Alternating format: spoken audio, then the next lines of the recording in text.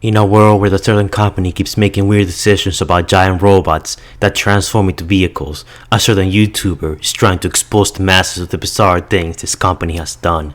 This is his story.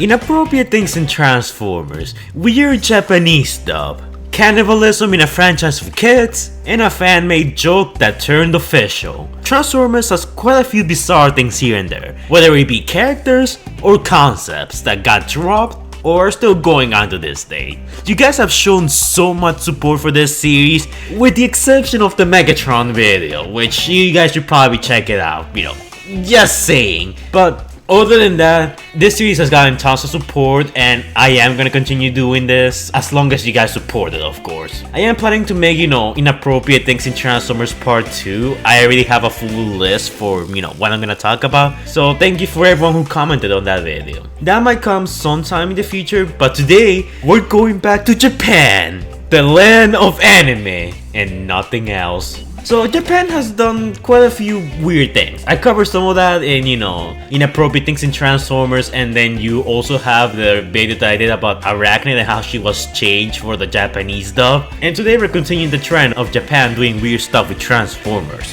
Although they did give us amazing things like Dragon Ball, Naruto, The Promised Neverland, and Rising of the Shield Hero. Guys, go watch Rising of the Shield Hero, it's really good. Nothing is above criticism, and today we're talking about Transformers Prime, but more specifically, the Transformers Prime anime. Triple combination, Transformers Go! Which sounds a lot like Teen Titans Go, which immediately gives me Vietnam flashbacks. And this is an interesting one. So Transformers Go is an anime version. Well, I guess you can consider this to be an anime. I mean, there is 2D characters and they're mixed with 3D characters, which kind of reminds me of Energon, and that's really triggering me. This series is basically a continuation to Transformers Prime. Well, sort of. It happens apparently during Transformers Prime in terms of the timeline. The timeline is kind of confusing. Apparently this happens like right after Optimus Prime gets his new body and sometime before, the finale of Transformers Prime, Deadlock. What makes this series weird is that it's basically two series in one. Apparently, the story follows two different groups, and they're classified by volumes. You got the Samurai volume, which follows the Swordbutt Samurai team, and the Shinobi volume, which follows the Swordbutt Shinobi team. Each group containing their own child, kid appeal character. Optimus Prime even makes an appearance in it, and he looks good. So before I tell you what the story and everything is about, I think I should talk about the characters. So for the Autobots, we got the Swordbutt Samurai team, and they are generic. I mean, look at these guys. Tell me not that these are some of the most generic Transformers you have ever seen. There's nothing special about them. They sort of look like the typical, fake Transformers that you will find on Walmart or something. These guys are Ganon, the red one, Kensen, the blue one, and Jinbu, the yellow one. Apparently they can combine to form a larger robot, and they have the really unique gimmick of basically shifting up whoever goes on top, and it gives the transformation new powers. So they have that going for them. I mean, I guess the combiner form looks pretty good, but these guys are extremely generic.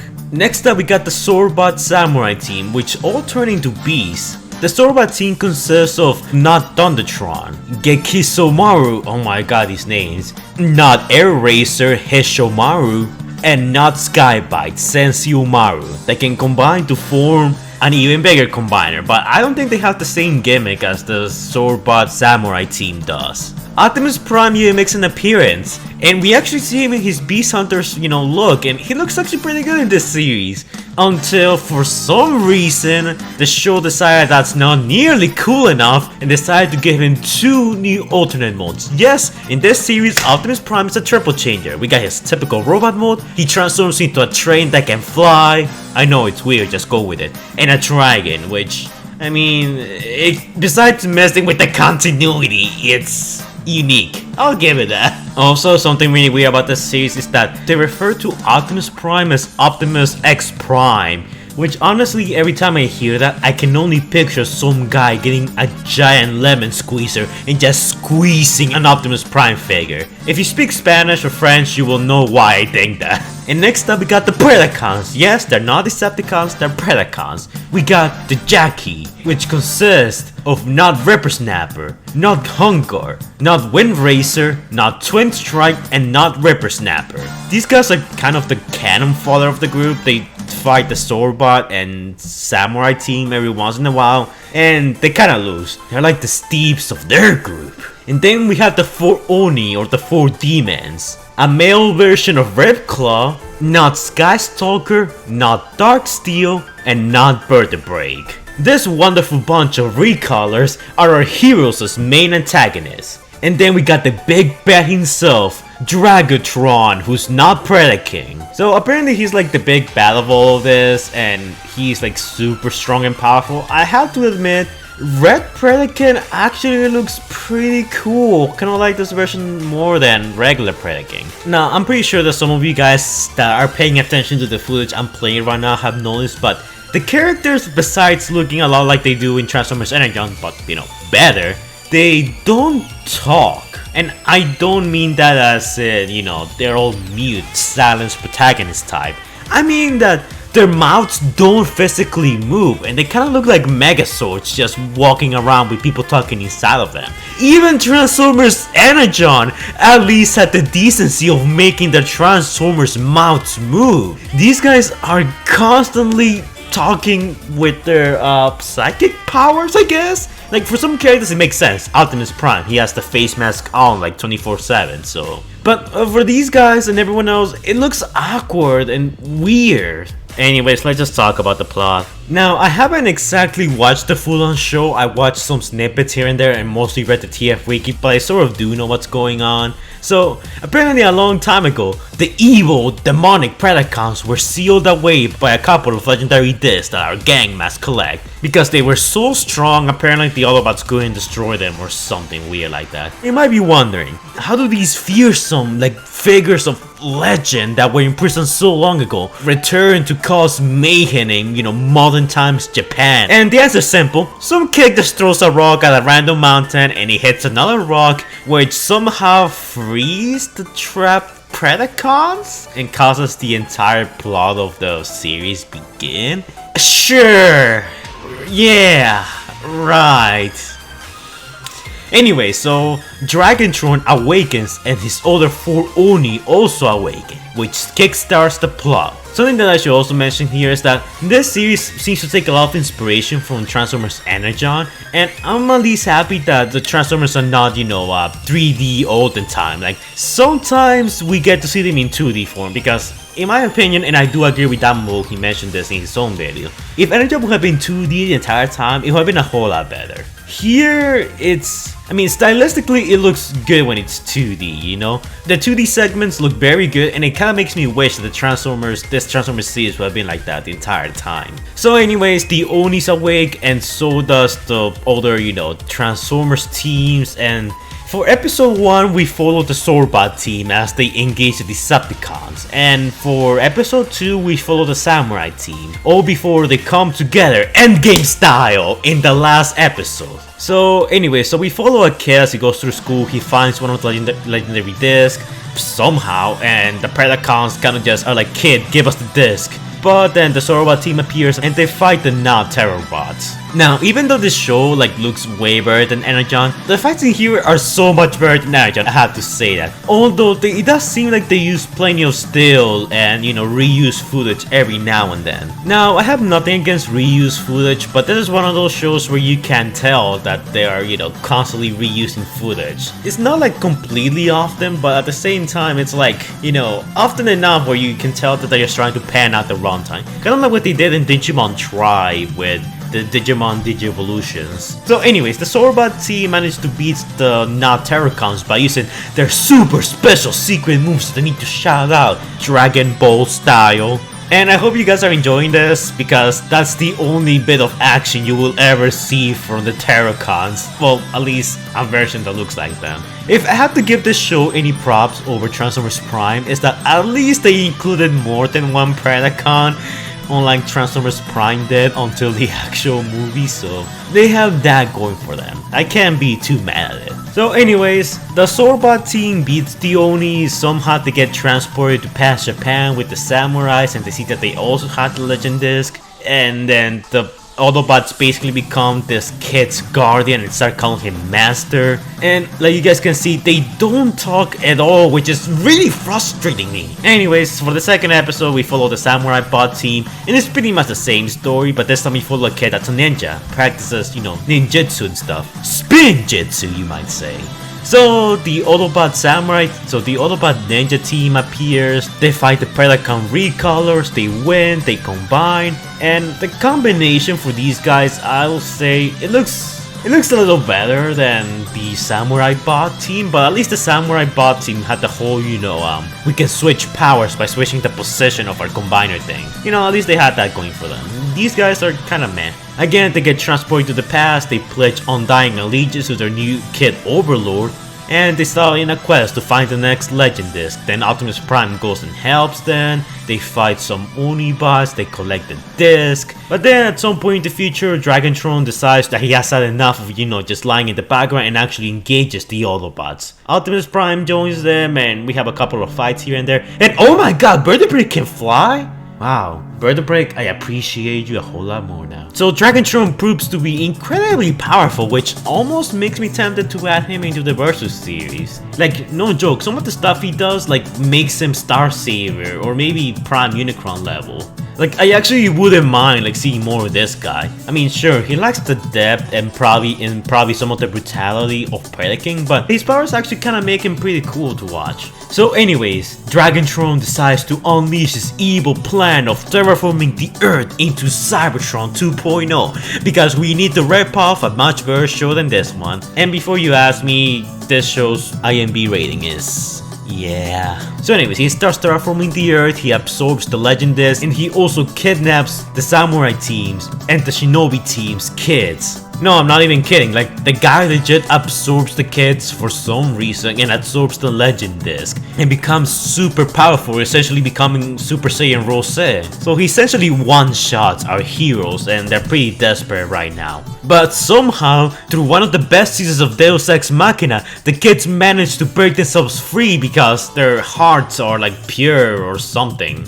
And then in true anime Gundam style, the kids and the Autobots kind of merge together all into one, including Optimus Prime, and they form like this giant mech that's incredibly powerful, and it's even strong enough to fight the really overpowered Dragontron. And I gotta say, it actually looks kinda cool, even though it reminds me a lot of a Power Rangers Megazord. So yeah, they engage into a huge fight. Dragontron throws his usual villain monologue of, "Oh, you can't beat me, I'm too strong," but by the power of shouting out his own attacks, our new combined former, I'm not gonna say his name because it's, you know, I'll butcher it.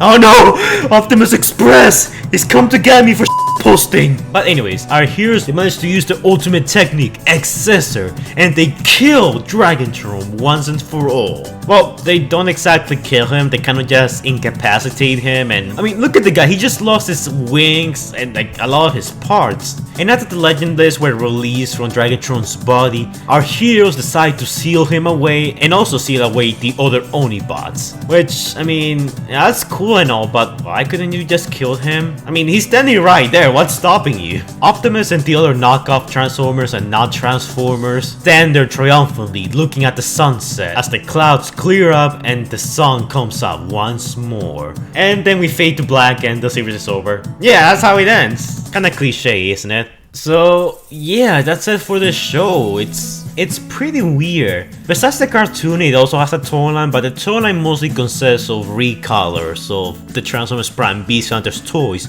with a few minor additions here and there, which is kind of appropriate considering that this series is 60% recolor, so at least it was nice to see some of these Predacons in action, especially since in Transformers Prime we never saw any other Predacons besides Predaking, at least until Predacons Rising came up. Was this series good?